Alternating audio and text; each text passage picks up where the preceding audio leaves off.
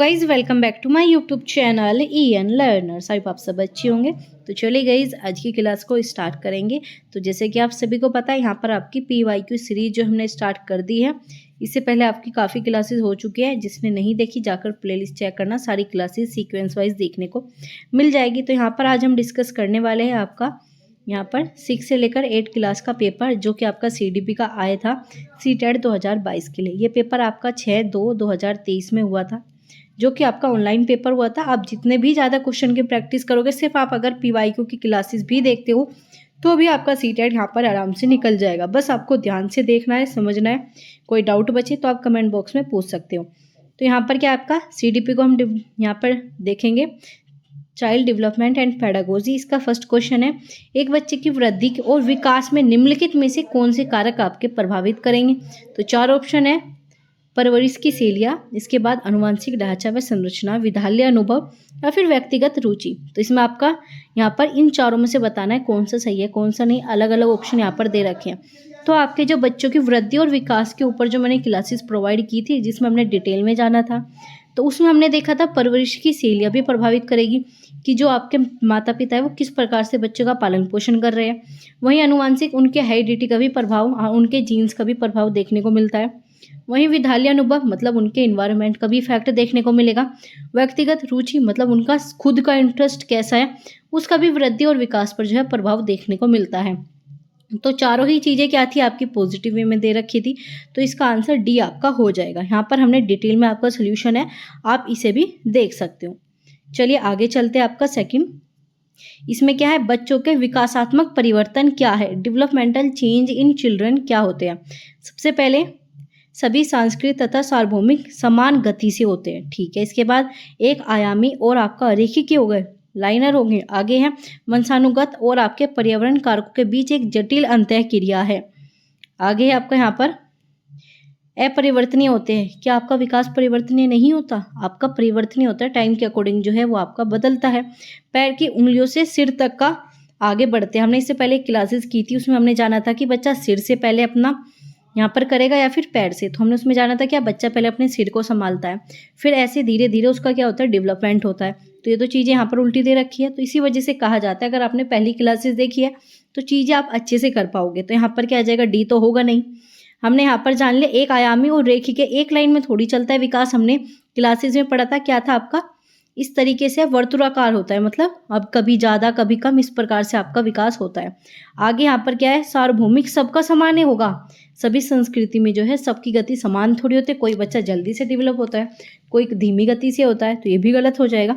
तो सीधा का सीधा क्या पढ़ा होगा आपने यहाँ पर, वुडवर्थ ने बताया है हेरिडिटी मल्टीप्लाई आपका इन्वायरमेंट। तो आपका सी बिल्कुल सही हो जाएगा बिना किसी डाउट के साथ। आगे चलते हैं। आपका क्वेश्चन नंबर 3, इसमें यहाँ पर अभिकथन है, क्या है, सभी संस्कृतियों में बच्चे एक ही उम्र में एक ही तरीके से विकास से गुजरते हैं। चलिए आगे है, इसका रीजन, बच्चे सार्वभौमिक तथा एक आयामी होते हैं। अभी हमने इसी से रिलेटेड एक क्वेश्चन किया और आपका इसी से रिलेटेड जो है यहाँ पर क्वेश्चन पूछा गया। क्या आपने देखा कि बच्चे जो है सार्वभौमिक तथा एक आयामी थे, ये तो हमने नहीं देखा। और साथ में सभी संस्कृति वाले, ये भी गलत है। तो जिस बच्चों की स्विफ्ट में ये पेपर आया था उसके तो यहाँ पर कह सकते हो एक साथ 2 क्वेश्चन सही होंगे। तो ये दोनों ही क्या दे रखे, गलत दे रखे, कथन भी गलत है और आपका तर्क भी। तो आपका डी बिल्कुल सही हो जाएगा। इसमें आपका 4th, दोबारा से आपके कथन और आपके यहाँ पर रीजनिंग के रिलेटेड क्वेश्चन जो अब काफ़ी पूछे जाने लगे हैं। मैचअप के भी क्वेश्चन ज़्यादा है। अब जो है आपका यहाँ पर कह सकते हो मोड जो है चेंज हो रहा है, पहले के अकॉर्डिंग जो है अब के अकॉर्डिंग क्वेश्चन में काफ़ी आपको डिफरेंस देखने को मिलेगा। तो इसी के अकॉर्डिंग जो है यहाँ पर क्वेश्चन दिया, क्या है, समाजीकरण स्कूल से ही होता है। क्या समाजीकरण स्कूल से होगा, जब बच्चे स्कूल जाना शुरू करते हैं तब समाजीकरण होगा। ये कथन आपको सही लग रहा है या फिर गलत, ये तो गलत है, क्योंकि बच्चे कहाँ से सीखते हैं, आपका घर से सीखते हैं। समाजीकरण तो घर से स्टार्ट होता है।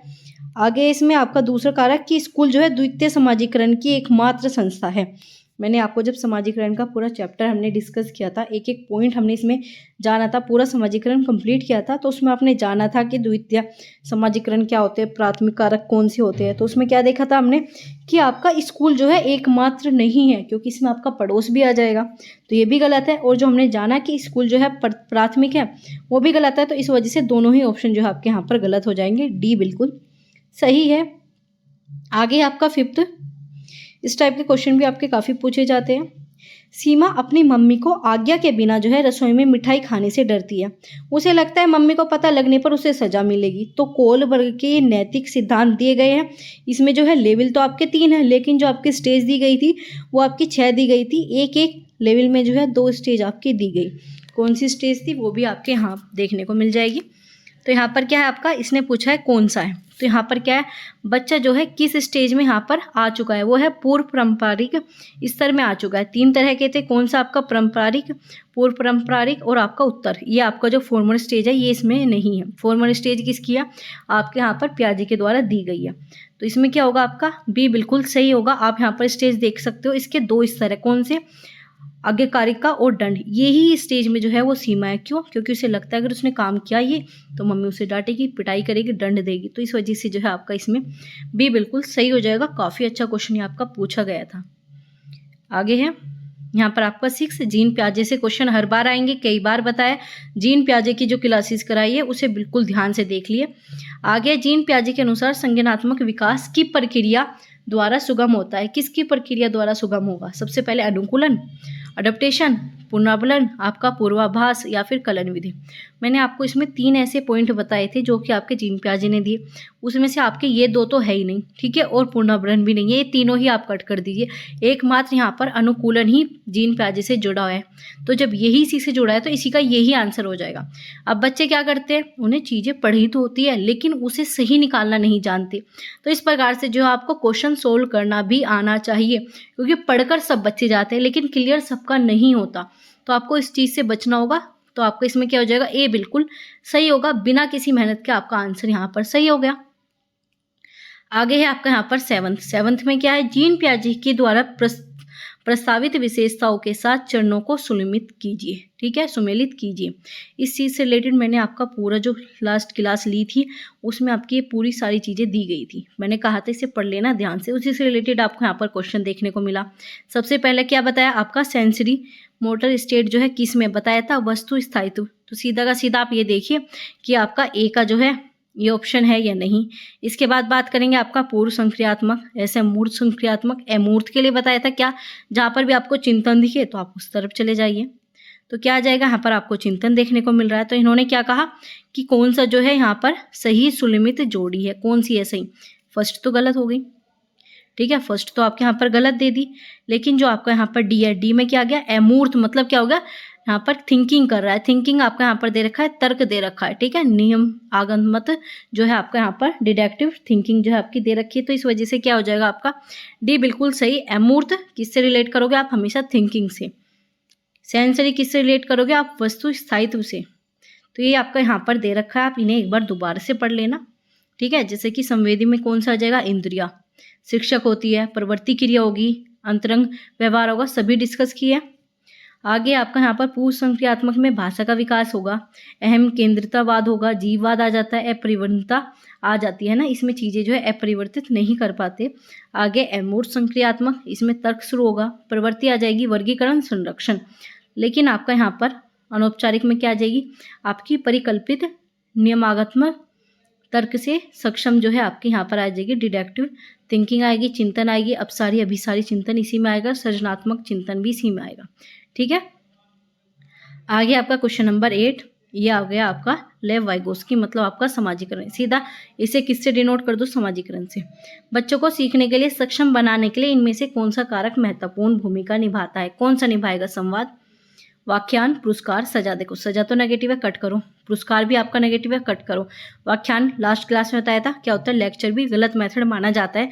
जो हमने आपके टैग वर्ड की क्लासेस की है बच्चों, आप सभी जाकर उसे जरूर देख लो। क्यों, क्योंकि टैग वर्ड की अगर आप क्लासेस देखते हो 80+ क्वेश्चन जो आपके सही हो जाएंगे। तो टैग वर्ड की क्लासेस देखना बिल्कुल ना भूले, टैग वर्ड जरूर देख ले। तो सी से जो है ये कौन सा क्वेश्चन का आंसर मिल जाएगा, संवाद जो है बिल्कुल पॉजिटिव आंसर है। तो हमें क्वेश्चन को पॉजिटिव और नेगेटिव तरीके से करोगे तो टाइम भी बचेगा और आंसर सही भी होगा, चाहे आपने कॉन्सेप्ट पढ़ा हो या फिर ना पढ़ा हो। तो यहाँ पर क्या, निम्नलिखित में से किस मनोवैज्ञानिक ने प्रतिपादित किया है कि अंतःक्रिया की बच्चों के भाषिक तथा यहाँ पर विकास में बहुत महत्वपूर्ण होता है। देखो जीन प्याजे किससे, संज्ञानात्मक, ठीक है, कोग्निटिव। लेव वाइगोस्की आप कह सकते हो सोशल से, ठीक है, क्या, कल्चर से, लैंग्वेज से। आप ये 3 वर्ड याद रखो, SCL, कहाँ से आ जाएगा, लेव वाइगोस्की। अभी बताया क्या आ गया, लैंग्वेज, लैंग्वेज भाषा आ गई, तो सीधा बी करो, बाकी ऑप्शन देखने की जरूरत नहीं है। स्किनर का पूरा सिद्धांत है, ठीक है। नोम चोम्स्की किस में लगा सकते हो, ये भी भाषा से रिलेटेड है, लेकिन इन्होंने क्या कहा, अंतः क्रिया करना किस में आपका यहाँ पर भाषाई विकास में बहुत महत्वपूर्ण होगा, वो आपका कहा है यहाँ पर लेव वाइगोस्की में, ठीक है। इन दोनों में डिफरेंस है। नोम चोम्स्की के बारे में भी बताया था मैंने, लेव वाइगोस्की की क्लासेस हमने नहीं करी, लेकिन आप जब ऐसे PYQ करोगे तो इससे आपके काफ़ी क्वेश्चन, आपके जो कॉन्सेप्ट है वो यहीं पर क्लियर हो जाएंगे, क्वेश्चन गलत होगा भी नहीं अगर आप सारी क्लासेस देखते हो। तो यहाँ पर जो है डिटेल में दे रखा है, आप इसे पढ़ना चाहो पढ़ सकते हो, इंपॉर्टेंट है। आगे है आपका यहाँ पर क्वेश्चन नंबर 10 में क्या है आपका, तार्किक गणितीय बुद्धि की क्षमताओं में क्या शामिल है, क्या शामिल है। सबसे पहला ऑप्शन है यहाँ पर आपका छवियों में हेरफेर, ग्राफिक कौशल, स्नातिक आपका तर्क, कुछ भी 2 या 2 से अधिक आयाम जो है शामिल होंगे। किस चीज़ के बारे में पूछा है, तार्किक गणितीय बुद्धि। इसके बाद लय, ताल, स्वर, मधुर आदि। आगे आपका इसमें विशिष्ट पिचो, स्वर, लय, इन सब का जो है यहाँ पर पहचान करने में लोग चूक सकते हैं। आगे पूर्व ज्ञान के आधार पर वर्गीकरण करना, यहाँ पर पैटर्न समझना, विचारों के बीच संबंध बनाना। क्या गया, संबंध बनाना मतलब पॉजिटिव चीज़ें, विचार करना, पॉजिटिव चीज़ें पहचानना, पॉजिटिव चीज़ें हो गई। बाकी सब में क्या दिया, इन्होंने पूछा गणित्य, गणित्य में आप लय ताल का थोड़ी यहाँ पर महत्व रखोगे, ग्राफिक वगैरह ये भी नहीं आएगी, क्योंकि ये भी आपके अलग बुद्धि में आते हैं। आपके हमने गार्डनर के द्वारा 9 बुद्धि दी गई थी, सारी चीज़ें पढ़ी थी, तो उसमें देखना, तो ये भी नहीं आएगा। स्वर, लय भाषा में आ जाएगी। तो आपका डी जो है बिल्कुल सही है। क्या आएगा इसमें, संबंध बनाना, पैटर्न को समझना, विचार को समझना, तो ये आपका बिल्कुल सही हो जाएगा। अब दोबारा से आ गया आपका विकथन तथा रीजन। इसमें क्या दिया है, किशोर की जेंडर भूमिका व रूढ़िवादिता के प्रति दृष्टिकोण और मूल्य को निर्धारित करने में विज्ञापन तथा फिल्में एक बड़ा प्रभाव डालती है। चलिए बिल्कुल ठीक है। आगे है आपका इसमें मीडिया तथा सामाजिकरण की एक जो है शक्तिशाली प्राथमिक संस्था है। क्या मीडिया प्राथमिक संस्था है, हाँ या ना, ये मैंने आपको क्लासेस में बताया था, आप मुझे बताओगे है या फिर नहीं, तभी इसके हम आंसर पर चलेंगे। तो इसका आंसर क्या होगा आपका यहाँ पर, आपका बिल्कुल इसमें सही हो जाएगा कि हमारा जो पहला ऑप्शन था बिल्कुल सही था। किशोरों को जेंडर भूमिका तथा रूढ़िवादियों के प्रति दृष्टिकोण को किसका, फिल्म तथा विज्ञापन का। वहीं मीडिया जो है आपकी प्राथमिक संस्था है, लेकिन अगर स्कूल पूछा जाए तो प्राथमिक संस्था नहीं है, ठीक है। मीडिया क्या है, प्राथमिक है, परिवार भी प्राथमिक है, लेकिन अगर स्कूल पूछा जाए प्राथमिक नहीं है, स्कूल हमेशा द्वितीय कारक में आएगा। तो इसी वजह से जो आपका फर्स्ट बिल्कुल सही है। दूसरा इसका तर्क किस प्रकार सही है, बच्चे कंफ्यूज इस वजह से होता है ना, ये भी समझ में आ जाएगा, ठीक है, ये भी आ जाएगा, लेकिन ये समझ में नहीं आता है ये इसकी व्याख्या सही है गलत। देखो इसे भी जानते हैं, इन्होंने क्या कहा, विज्ञापन तथा आपका यहाँ पर फिल्मों का बड़ा प्रभाव है। तो किसका बड़ा प्रभाव है, मीडिया का। ये मीडिया के तो अंडर ही आते हैं फिल्में तथा विज्ञापन। किसका प्रभाव पड़ता है, मीडिया का प्रभाव पड़ता है। इसी वजह से क्या है आपकी प्राथमिक संस्था है। तो आपका इसमें जो फर्स्ट है बिल्कुल ठीक है। आगे चलते हैं, यहाँ पर है आपका क्वेश्चन नंबर 12। विभिन्न पृष्ठभूमि के बच्चों को सीखने की सुविधा के लिए शिक्षकों को शिक्षकों को क्या करना चाहिए। सबसे पहले यहाँ पर है गैर प्रशासनिक आपका पाठ्यक्रम, मतलब ऐसा पाठ्यक्रम पढ़ाए जो उनकी चीज़ों से, मतलब आप 6 क्लास के बच्चे को पढ़ा रहे हो और आपका 7th क्लास का पाठ्यक्रम पढ़ा रहे हो, क्या पता इस प्रकार से पढ़ाना चाहिए, गलत। क्योंकि जो बच्चा जिसकी क्षमता के अनुसार है उसी के अकॉर्डिंग पढ़ाना चाहिए, तो ये तो गलत हो जाएगा। चलिए आगे है विभेदित निर्देशन लागू करें, विभेदित निर्देशन लागू करें। आगे चलते हैं, ठीक है। आगे है मानकीकृत मूल्यांकन। मानकीकृत मूल्यांकन जो आपकी टैग वर्ड थी उसमें बताया था, ये क्या नेगेटिव वर्ड है, ये कभी आंसर होगा भी नहीं, तो आपका सी कट कर दीजिए। बहिष्कार प्रथाओं का अभ्यास करें। अरे जो चीज़ें, जो प्रथाएं बहिष्कृत कर दी गई है तो उनका अभ्यास क्यों करेंगे, ये भी गलत है। तो आपका जो इसमें बिल्कुल सही है क्या है, डिफरेंट सेटेड जो है आपके इंस्ट्रक्शन देने हैं डिफरेंट चीज़ों को, मतलब जैसे बच्चे होंगे उसी के अकॉर्डिंग जो है हमें यहाँ पर पढ़ाना है, उसी के अकॉर्डिंग जो है सीखने की सुविधाएं प्रदान करनी है। तो विभेदित निर्देशन लागू करने, सबको एक जैसे नहीं करने, सबके लिए अलग अलग। जो बच्चा जिस तरीके से पढ़ना चाहता है, जिस तरीके से हम पढ़ा सकते हैं उस तरीके से पढ़ाना है। जैसे कि आपकी समावेशी कक्षा से काफ़ी क्वेश्चन बनेंगे, याद रखना, ठीक है। आगे आपका आकलन हमने प्रीवियस क्लासेस में भी पढ़ा था, उसी से रिलेटेड फिर से क्वेश्चन आया। आकलन आपको पढ़ना ही पड़ेगा। आगे आपका आकलन क्या होता है, को अधिगम की दिशा देनी चाहिए कि किसका आकलन करना है, इससे निर्धारित होता है कि क्या पढ़ाना है। चलिए, आकलन को सीखने से नहीं जोड़ना चाहिए क्योंकि ये दोनों अलग अलग प्रतिक्रियाएं। चलिए थर्ड ऑप्शन देखते हैं, यहाँ पर है आपका आकलन को बच्चों को समान क्षमताओं वाले, ठीक है, समान क्षमताओं वाले समूह में धीमे सीखने वाले, बुद्धिमान, पृथक करने के, यहाँ पर हमने क्या कर दिया, पृथक कर दिया, कट कर दीजिए, पूरा पढ़िए भी मत। आगे है आपका आकलन को बच्चों को सीखने की तैयारी के लिए शिक्षण अधिगम प्रक्रिया का एक अभिन्न अंग माना जाता है। ठीक है, आगे देखते हैं यहाँ पर क्या था आपका। इसमें बताएगा कि हमें आकलन इसलिए करना है, इससे निर्धारित हो जाएगा क्या पढ़ाना है क्या नहीं। नहीं, आकलन हमें इसलिए करना होता है कि बच्चे ने कितना सीखा, कितना नहीं सीखा, कहाँ उसे प्रॉब्लम आ रही है, हमें क्या करना है, एक तरीके से वहाँ पर लर्निंग करानी है, ना कि उसे देख के लर्निंग करानी है। तो इन दोनों में डिफरेंस था, ये कट हो गया। दूसरा, दोनों अलग अलग प्रक्रिया है, एक साथ ना जोड़ा जाए। अरे आकलन भी तो तभी करोगे जब लर्निंग हो रही होगी, तो इस वजह से ये भी कट हो जाएगा। और आपका सी तो हमने कट कर ही दिया, क्यों, क्योंकि इसमें कौन सा वर्ड था आपका, यहाँ पर पृथक आ रहा था, तो ये तो चीज़ें गलत है। तो इसमें डी बिल्कुल सही होगा कि आकलन जो है बच्चों को सीखने के लिए तैयार करता है। ठीक है, क्या करेगा, सीखने के लिए रेडी करेगा। अधिगम जो है शिक्षण अधिगम प्रक्रिया का एक अभिन्न अंग है, मतलब इम्पोर्टेंट हिस्सा है। आगे है एक प्रगतिशील कक्षा में सीखना, प्रोग्रेसिव क्लासरूम में लर्निंग करना क्या है, व्यक्तिवादी, निष्क्रिय है, चलिए सक्रिय तथा सामाजिक है, परीक्षा उन्मुख है, या पाठ्यक्रम पाठ्य पुस्तक केंद्रित है। देखो प्रगतिशील क्या है, आपका न्यू कॉन्सेप्ट है, न्यू कॉन्सेप्ट जो आपकी न्यू एजुकेशन पॉलिसी में दिया गया। तो उसमें ये थोड़ी कहेंगे कि बच्चों को निष्क्रिय कर दो, तो ये तो हट जाएगा, क्योंकि हम किस बात पर दे रहे हैं, बाल केंद्रित शिक्षा, तो ये तो हटा दो। सीधा सेंस लगाना है आपको कि किस प्रकार से होगा। परीक्षा उन्मुख ऑटोमेटिक नेगेटिव है, बताया था, एग्जाम पर फोकस करना टैग वर्ड में गलत है। ऐसे पाठ्य पुस्तक पर करना ये भी गलत है, तो इन दोनों को कट कर दीजिए। सीधा क्या बचा, एक सक्रिय बचा, सक्रिय तथा सामाजिक, तो बी बिल्कुल सही। और जॉन डीवी ने कहा था कि प्रगतिशील की जो अवधारणा है इन्हीं के द्वारा दी गई। इन्होंने बल दिया कि बच्चों को करके सिखाओ, प्रायोगिक दृष्टिकोण से बच्चा करेगा तो सीख पाएगा। आगे है क्वेश्चन नंबर 15, इसमें क्या है, शिक्षकों को बच्चों के मूल्यांकन के लिए मानकीकृत पाठ्यक्रम की प्रक्रियाओं का पालन करना चाहिए। आगे है आपका इसमें समावेशी शिक्षा का उद्देश्य मतभेदों को खारिज कर सभी को समान बनाने की दिशा में काम करता है। देखो तर्क तो बिल्कुल आपको सही लग रहा होगा, लेकिन जो आपका यहाँ पर क्या है, मानकीकृत पाठ्यक्रम को पालन करना है, बताया था, गलत, नेगेटिव वर्ड है, हटा दीजिए। तो आपका ए तो इसमें होगा नहीं। ठीक है, ए क्या है आपका, गलत है। ठीक है, वहीं पर यहाँ पर इन्होंने क्या दिया आपका कि समावेशी शिक्षा का उद्देश्य मतभेदों को खारिज कर सभी को समान, देखो समान नहीं बनाना, यहाँ पर क्या वर्ड दिया, समान नहीं बनाना। समावेशी शिक्षा का मतलब क्या है, सभी को एक छत के नीचे पढ़ाना है। ठीक है, सभी को पढ़ाना है एक स्कूल में, लेकिन जो उनकी इंडिविजुअल डिफरेंसेस है उन्हें ध्यान में रखकर जिस बच्चे को जिस प्रकार की नीड है उसे उसी के अकॉर्डिंग जो है वहाँ पर पढ़ाएंगे, उसकी हेल्प करेंगे, उसे वहाँ पर लर्निंग कराएंगे। तो ये चीज़ें इन्होंने यहाँ पर समान लिखकर गलत कर दी, वरना ये आपका बिल्कुल सही हो जाता। समान आ गया तो गलत, बहुत ही बड़ी क्वेश्चन था जिसे आप कह सकते हो बहुत ही बच्चे जो इस क्वेश्चन को गलत करेंगे, लेकिन आपको गलत नहीं करना, सही करके आना है। दोनों ही ऑप्शन क्या है, गलत है। आगे है आपका यहाँ पर 16, इसमें क्या है, जब विशिष्ट आवश्यकता वाले बच्चों में एक समावेशी कक्षा में प्रवेश लेते हैं तो निम्न में से कौन सा कथन सही है। सबसे फर्स्ट, विशिष्ट बच्चों का सामान्य बच्चों के साथ सीखना अवास्तविक है, भाई गलत। ठीक है, इन्होंने क्या पूछा, समावेशी कक्षा में पूछा है। ठीक है, आगे है विशिष्ट आवश्यकता वाले बच्चों को सीखने के लिए अभिप्रेरित नहीं करना, भाई हटा दीजिए। आगे है शिक्षकों को शिक्षण की पद्धतियों में बदलाव करने की आवश्यकता है, चलिए आगे देखते हैं। आगे क्या है, इससे सभी बच्चे जो है एक साथ कार्य करने के लिए क्षमता, अलग अलग दृष्टिकोण, क्या गया, अलग अलग दृष्टिकोण, पॉजिटिव चीजें के तुल्य करने के लिए कौशल सुदृढ़ होते हैं।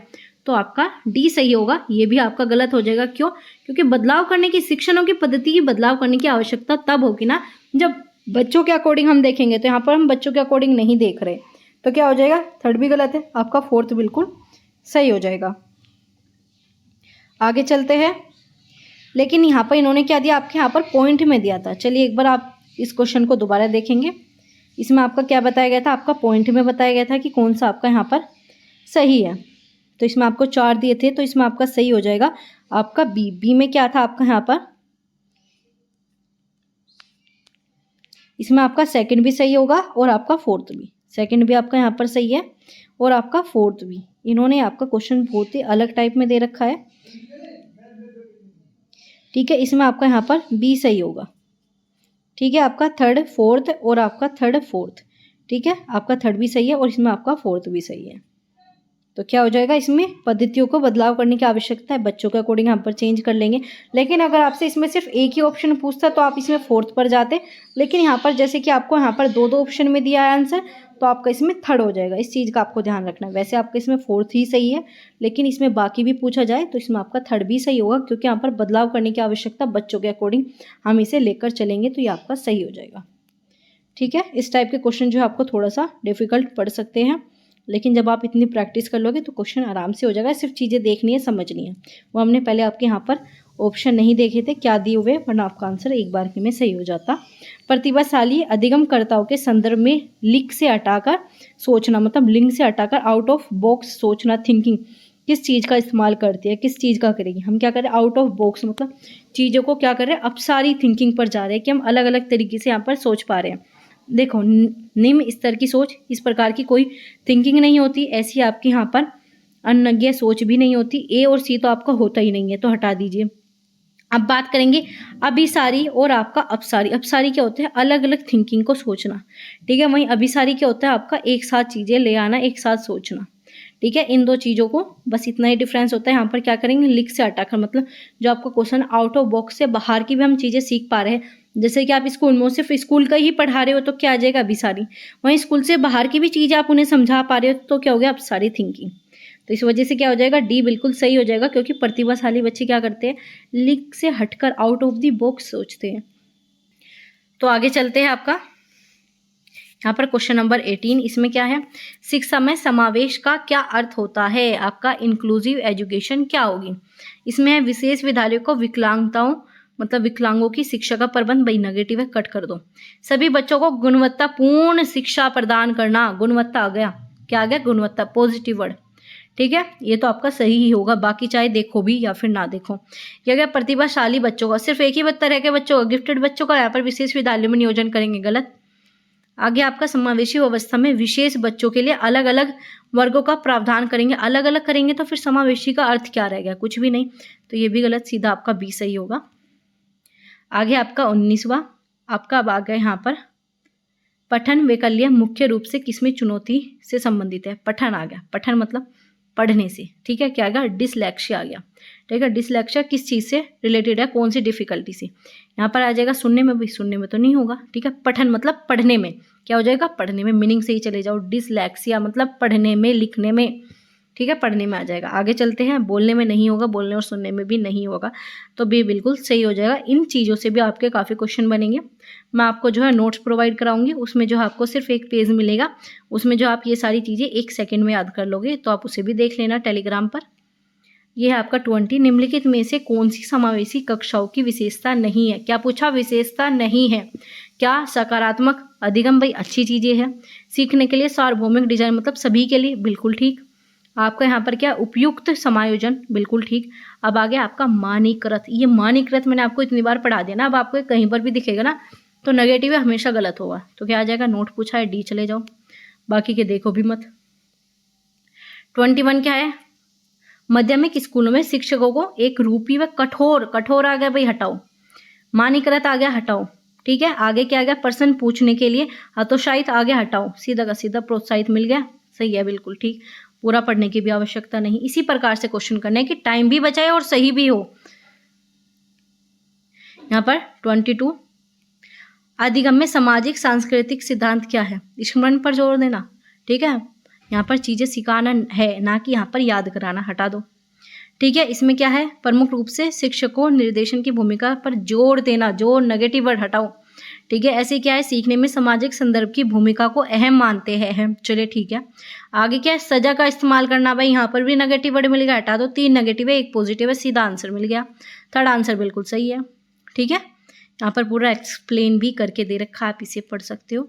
आगे आपका 23, प्याजे तथा वाइगोस्की के अनुसार सीखना किस प्रकार का है। देखो, अब आगे दोनों को एक साथ मर्ज कर दिया, दोनों को एक साथ लेकर क्वेश्चन पूछा। इस टाइप के क्वेश्चन जो है बहुत ही अच्छे लेवल के माने जाते हैं। इसमें क्या, अनुसरण आ गया, निष्क्रिय श्रवण, अनुकूलन में पुनरावरण, या फिर अधिगमकर्ताओं की सक्रिय भागीदारी।